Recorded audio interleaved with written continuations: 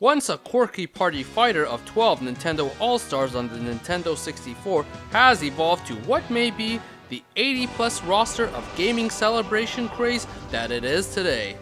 But to get to the craze that it is today, it started out as a totally different fighting game known as Dragon King: The Fighting Game, and went through an assortment of cut content, concepts, and plans before it became the legendary start to the franchise that it is.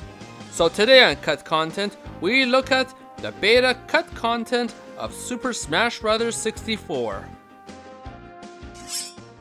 As mentioned earlier, Smash Bros. 64 started out as a game called Dragon King: The Fighting Game. It was developed by the series director Masahiro Sakurai and the late president Satoru Iwata as a side project. All we have are 5 screenshots of this game, and it looked very rough, with no distinguishing features for these characters. Eventually, Sakurai felt the game wouldn't be expressed properly unless Nintendo characters were used. While at first the idea was rejected by Nintendo, Sakurai went ahead and implemented them anyways.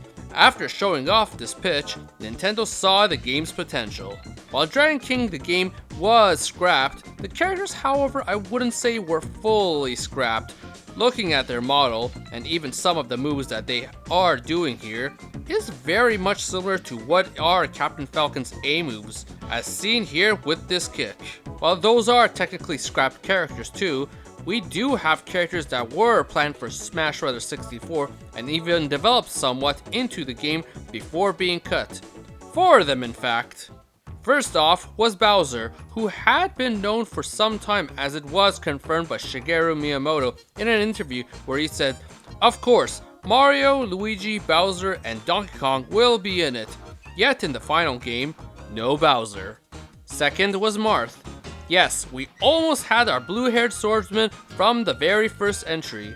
According to Sakurai in an interview, he wanted to make Marth a counter for Link. While Link is strong and direct, Marth is a master of the sword and would rely more on technique instead. And third and fourth were Mewtwo and King Dedede, according to the Japanese Smash Bros. Website. But why were these cut? The most obvious answer is the lack of development time. Looking at the roster we currently have, there are 8 fighters, but you unlock 4 more. 3 of those are actually somewhat clone-like. Luigi was sort of a clone of Mario, so it was easy to develop.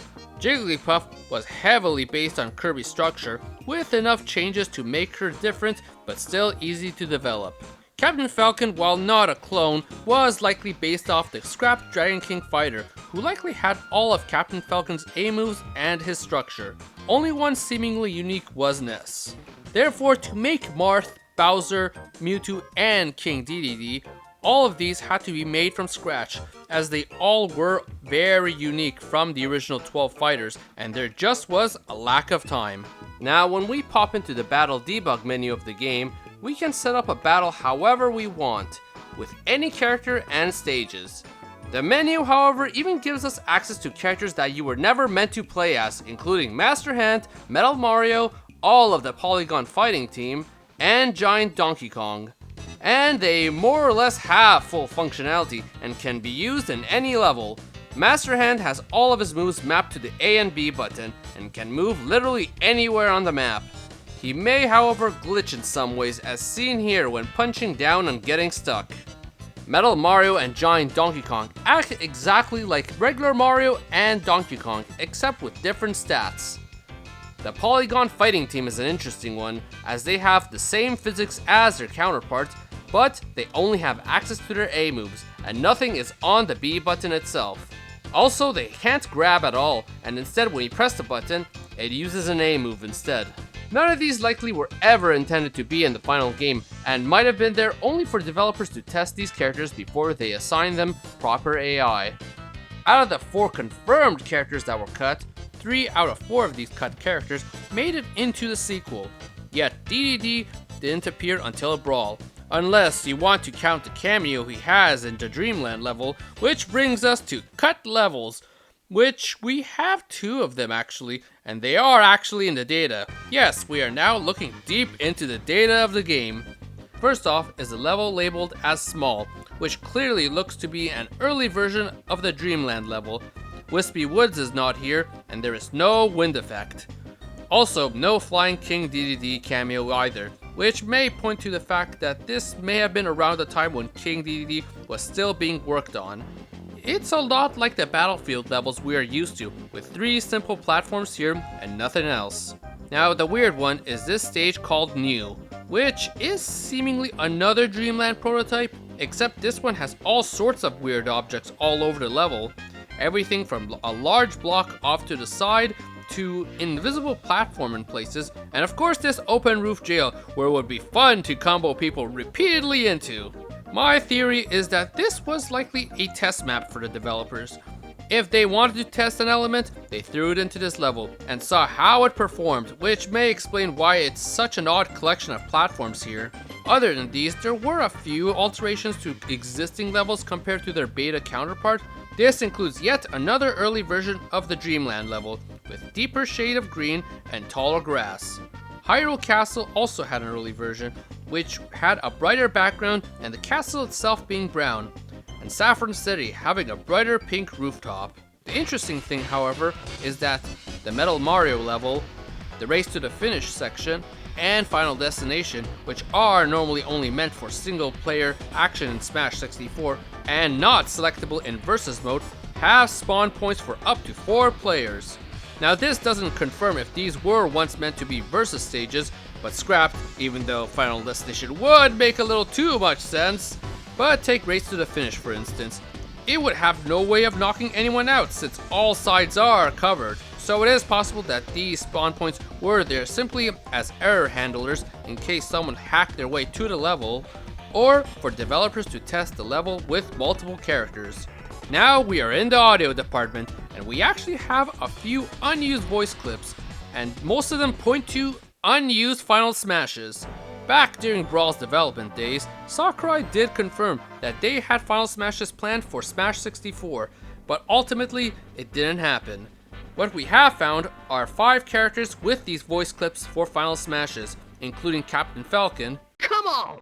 Blue Falcon! Which is obviously the exact line he uses in Brawl. Ness. PK! Starstorm! Also used in Brawl by him and Lucas. And Pikachu. Which, while Volt Tackle didn't exist that far back, I wouldn't be surprised if Sakurai used inspiration for Volt Tackle from the game that inspired it, called Pulseman, that Game Freak also made in the past. Another one includes Fox, which means let's go. Hard to say if Landmaster was planned for this, or if it was just a simple summon of his R-Wing for this Final Smash. Samus? However, it's hard to say if Sakurai was thinking of having Samus lose her armor after using her Final Smash like in Brawl, but one thing I do find interesting is that Samus is the only one who, when electrocuted by Pikachu, doesn't have their skeleton on display, but rather has her full female body shown. Makes one wonder if this might have been an early basis for an early Zero Suit Samus. And lastly, Kirby. Which is similar to the grunt he uses in his Final Smash in Smash 4 and Ultimate, where he uses his ultimate sword. But this would have been way before the game it originated from came out, Kirby's Return to Dreamland. So hard to say really what Kirby's Final Smash would have been this early back. So why don't we have them in this game? It would have made a lot of sense too, considering many fighting games already had ultimate moves by this point. Here, this may have been a limitation of the N64 that prevented them from setting up what are very flashy moves in a 3D fighter. Other audio also exists for some other characters, but most are grunts and some are carried over from other games like Mario's Let's Go, which is straight from Mario 64, or the announcer having more lines that declared what kind of battle it would be. Bonus stage! Draw game! Are you ready? Final stage! Both Pikachu and Jigglypuff have a 4th unused costume that would give them a yellow hat and a yellow bow. However, we only have a graphic of it here and not accessible through the game. But Sakurai considered giving Fox alternate costumes to be other members of Star Fox. So in other words, we almost had what might have been Echo Fighters of Falco, Peppy, and Slippy in this game. The idea was scrapped, however, since Slippy apparently wouldn't fight it anyways like Fox. Other than that, we had a few graphical changes. This includes the crate in the game lacking the Smash logo originally. Link's symbol was only one piece of the Triforce as opposed to 3, and Yoshi's egg simply not having any spots. Now, to access all of this amazing man, Masahiro Sakurai, made a debug menu that made accessing a lot of this stuff easier, from voice clips to cut levels. And his debug menu even included a Cube Kirby, not seen anywhere in the game. Probably there as his own personal joke and as the creator of the character. But he seemingly played some serious 4D chess, as he had Cube Kirby in Smash 21 years prior to Cube Kirby returning to Smash, and also 10 years to Minecraft even being a thing. This is why he is the legend and the hardest working man in gaming to have built this series up to eventually give us a roster of what may be 80 plus characters. While these may have been the cut elements of Super Smash Bros. 64, it was only a start to what the game would receive after its massive success. No need to be on a strict time limit to be forced to cut 4 characters, more time to build stages, and in general, a much more massive game in what became the legendary sequel that is Super Smash Bros. Melee. And while I was able to fit everything into this one video for Smash 64, I do plan to return, however, to cover other Smash Bros. Games in the future. So hit the subscribe button for I'll be back with more Smash Bros. Cut content and other series too. And why not watch some of my other cut content videos too, including Mario, Zelda, and Pokemon here. Comment below on how different you think the cut characters would have been if they had made it in. So everyone, thank you for watching.